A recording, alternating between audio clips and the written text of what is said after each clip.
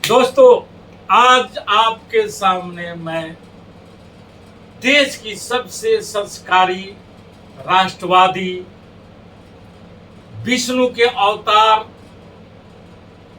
जिस पार्टी का नेतृत्व करता हो उसके संबंध में बात करने के लिए आपके समक्ष उपस्थित हुआ। बात है देश की राष्ट्रवाद की, जो पार्टी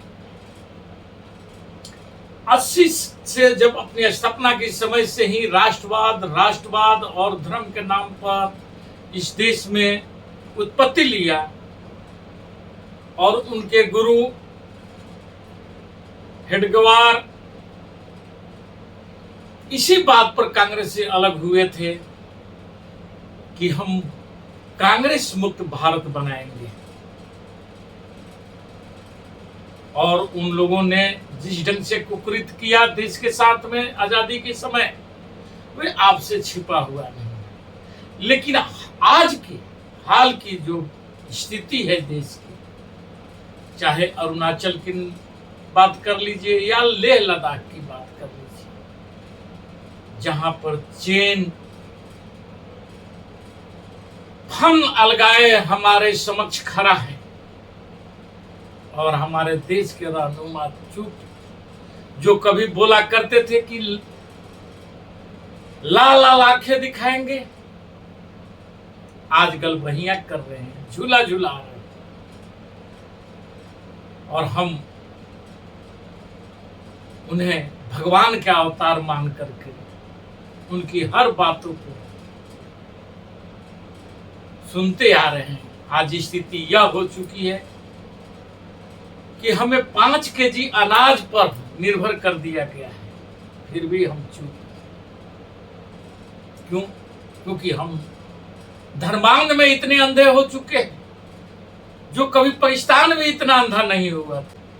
बात आते हैं अरुणाचल पर, जिस अरुणाचल आजादी के बाद तक ले नेफा के नाम से जाना जाता था,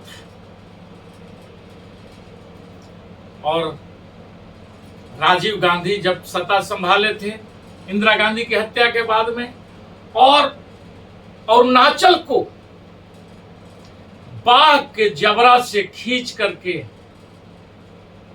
बाहर निकाले थे और उसको स्वतंत्र राज्य घोषित किए थे राजीव गांधी जी, जिनको सत सत नमस्कार है। आज वह हमारे बीच नहीं है। फिर उसी चीन का निगाह हमारे अरुणाचल पर पड़ गया है और बार बार वह यह बात कह रहा है कि अरुणाचल हमारा अंग है। लेकिन हमारे रहनुमा, जिन्हें हम भगवान मान चुके हैं, हम नहीं माने हैं, आप नहीं माने हैं, लेकिन उनके जो भक्त हैं वह मानते हैं और एक शब्द नहीं बोल रहे हैं। लाल लाल आंख तो दूर, यह जवाब भी नहीं दिया जा रहा है हमारे विदेश मंत्रालय के द्वारा कि अरुणाचल हमारा अभिन्न अंग है, हमारी आत्मा है। और वह हर तब इस बात को जोर शोर से उठा रहा है। हाल ही में आप देखे होंगे कि लेह लद्दाख के लिए एक व्यक्ति आमरण अनशन पर बैठा हुआ है, जिसे कभी हमारे देश के सर्वे सर्वा अवार्ड भी दे चुके हैं, लेकिन आज उसे एक गिलास पानी के लिए भी पूछा नहीं जा रहा है, सिर्फ इसलिए कि ये सत्ता लोग, लालची लोग, जो हमें तो इधर उधर भटका देते हैं। लेकिन जब देश की राष्ट्रवाद की अखंडता की बात आती है, महिला उत्पीड़न की बात आती है, तो ये लोग मौनी बाबा बन जाते हैं, चुप्पी साध लेते हैं। तो ये जो है लोग, जो विदेशी ताकतों और पूंजीपतियों के साथ मिल करके देश को गिरवी रख रहे हैं और फिर से देश को गुलामी की जंजीरों में जकड़ना चाहते हैं, चाहे पूंजीपतियों के यहाँ या विदेशी ताकतों के यहाँ।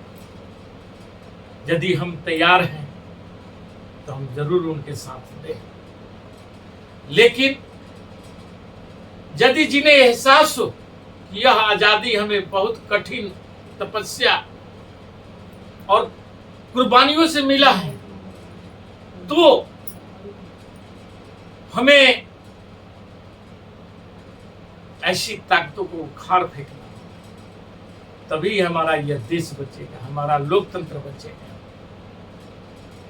और मैं उन लोगों को भी आगाह करना चाहता हूं जिन्हें लगता है कि हम आज ही हिंदू बने हैं, उन्हें अपनी बाप दादाओं को भी याद कर लेना होगा कि यही लोग थे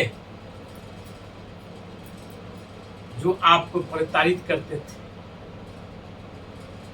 मनुवाद की बात करते थे, और आज वही हावी। और उन्हीं के लिए रात के 12 बजे आरक्षण भी लाया गया। वह लोग कितने हैं?